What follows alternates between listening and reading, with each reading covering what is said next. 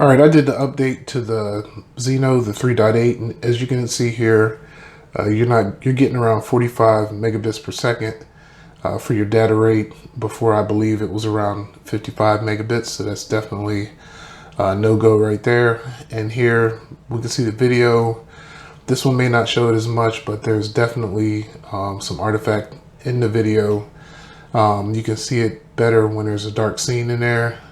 If you look down at the bottom, it really gets grainy in the shadows.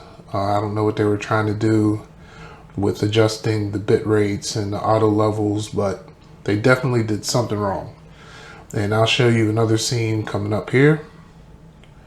There we go. This is a normal scene that I fly at, and you can see that it's definitely every second trying to auto correct. And I put a heartbeat to it so that you can see the time that it's doing it. And you can see just about every second it's trying to auto adjust or auto level, and it's just not working well at all. So hopefully Hubsan will give another update to this. Right now, I suggest you go back and revert to a previous version like 3.6, and we'll see if they update it later on. All right, thanks for watching. See you next time.